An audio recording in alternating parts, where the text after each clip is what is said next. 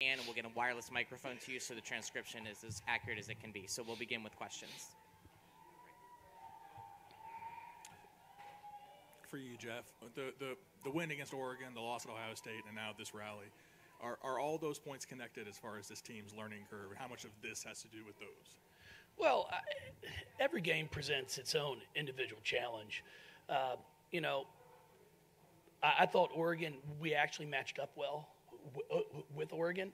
There's teams that you might not match up as well against. Ohio State was a little bit of a challenge for us because of how well they drive the basketball. But at the same time, at Ohio State, we took 22 more shots than Ohio State. We go 0 for our last 6 when it's a 3-point game. So there's things that I can go back at and look at in that game and be like, guys, if you shoot it as poorly as we did, you aren't going to win many ball games. And then defensively, we gave up 67 up there, but then we started to foul at the end. So, it was just a game that if you don't score, you can't win. I've got Coach Burns on my staff who loves defense. She loves defense, all she talks about. And I keep telling her, I've never seen a game end 3-0 or 1-0. If you can't score, you can't win. It's what it all comes down to. I look at Virginia men last year. They win a national championship, and I know Tony takes a lot of pride in defense, but they scored the ball. You got to score the ball, and that's something that we've worked on. We talked about at halftime. We had to execute much better in the third quarter, and we came out and did a great job of that. And then the fourth quarter was just for both teams. It was a grind. It was some good defense, some crazy plays here and there. And I thought play of the game for me was Jazz saving that ball from not going out of bounds. If it goes out of bounds, I think they've got 8 seconds, to get something set up to attack us. When she saves it, now all of a sudden they're scrambling, we're scrambling, and Bianca did a great job defensively on Howard there, which, it wouldn't have surprised me if it had gone in. So I guess you're right. Because just how much growth have you seen from Dana in terms of being that on-floor leader? Because you tied a career high in assists tonight. Well, I was really proud. I think she had 10 when we played here 2 years ago. And as I tell her, for a wing, I've been really impressed with the way she's passed the ball of late. She calls herself a point guard, but we played about 3 games where she had 0 assists. So I told her she was an elite wing player. And then our last game, I think she had 8, and then I got a text from her, and she's like, "It's not bad for a wing." And I said, "Yeah, it's not." So you know what? I was proud of her tonight because she didn't shoot the 3 as well as she has, but she got to the rim. She shot the pull-up very well, and then had a couple dump passes to our post players that she wouldn't have made as a sophomore or freshman. And she's starting to see the court. I think her vision's becoming better and better. And that's what's going to turn her into an elite player, because when you are able to make those passes and you're not just one-dimensional, where, hey, when she drives, she's only shooting, guys. Don't worry about it. She's not going to dish. And now she's starting to do that. So I was really impressed with her, very, very, very happy for her. Coach, happy holidays to you. And happy holidays. Merry Christmas. Thank you. Kylee and is it Diop, is it? Diop, yeah, you've seen. Yeah, it's very important to get them going. In the first half, they were pretty much shut down. So how much of a key was that in getting you guys going, the contributions they made? Well, Kylie's one that we've been sitting here talking for a while. I mean, she's shot the 3 very well her first 3 years. And I think she was trying to build like a 3-story house through the first 11 games with the number of bricks she was putting up. And now, true.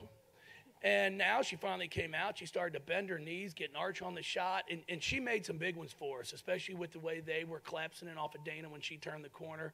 And then I'm really excited and happy for Yassine. It's been a grind for her. It's been a grind. She wants to do so well all the time that sometimes she tries to do too much, and then it's a negative effect.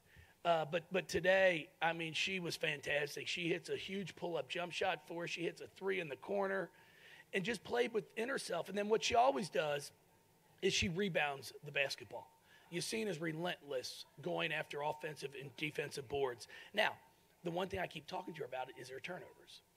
She still ended up with 3 turnovers. When I can get her to get those turnovers down, then she'll continue to get more playing time and more playing time because she has a motor. I say it all the time. There are some really good basketball players, both men and women, but there's really only a select few that have a motor.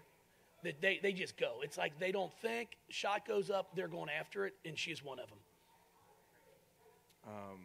The last couple minutes were really frantic. What was going through your mind during that time, and especially as that last shot hung in the air? What was going through your mind?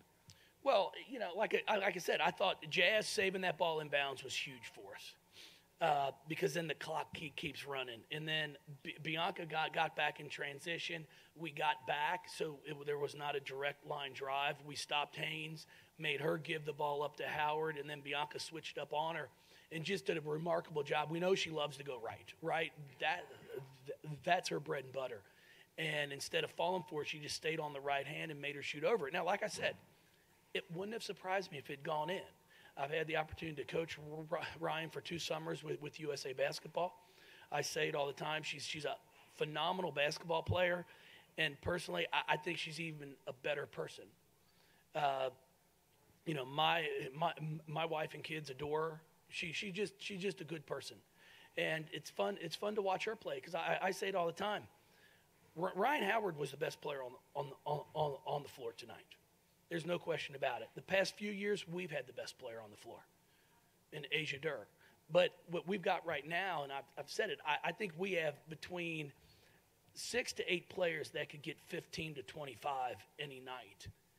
And now it's just a matter of us becoming more consistent in making that happen.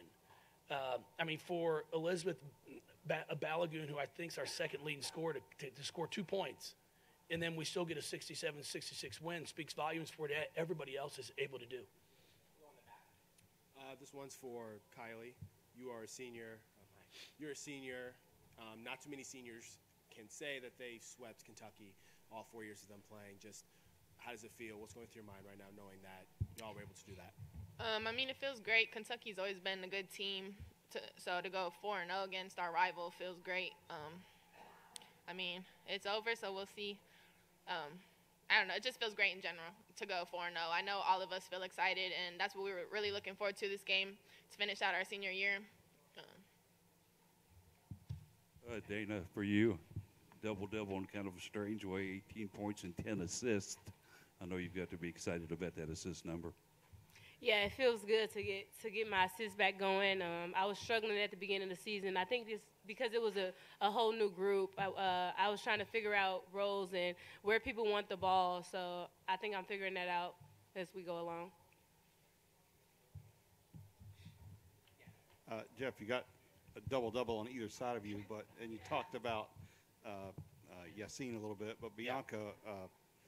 There were huge offensive rebounds late. I don't even know if you got second-chance points off of them, but you got to run offense more. How big was she? And just being able to have seniors, Yassine, a fifth year, in this environment. No, it's great. I thought Bianca, offensively, she goes 5 for 5 from the field. But like you said, she had 2 huge offensive rebounds in the fourth quarter that I agree with you. I don't think we converted on either of them, but we took about a minute off the clock.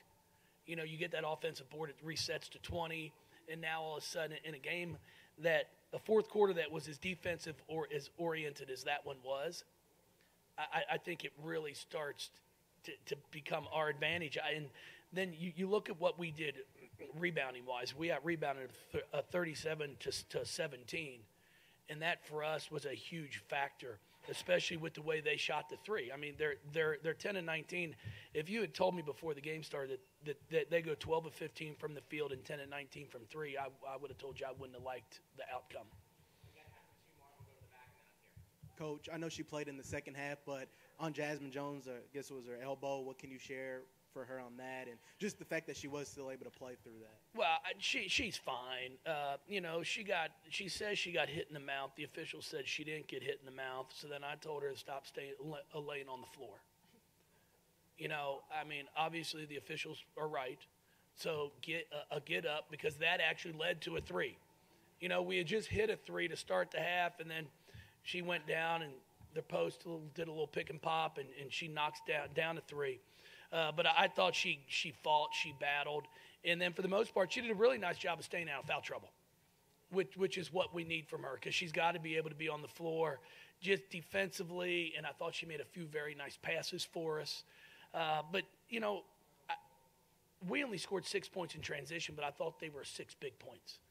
So, and Jazz was a part of those, and so was Yassine Diop. Should I be concerned? Dana, when they hit the three to go up 10 late in the third quarter, were you aware at that point of what the deficit was, that it was as large as 10 points, and why was this team, what allowed this team to not panic in that situation? Well, we had to stay poised, and as a point guard, I feel like I have to keep my team calm and make sure that they know it's still a lot of ball game to go. So we just had to look past that and not worry about the scoreboard and just keep playing. Just a quick follow-up. You said the mouth is okay, but as far as the elbow, is everything okay with Jazz? Yes, she's fine. Thank you very much. Thank you, everybody.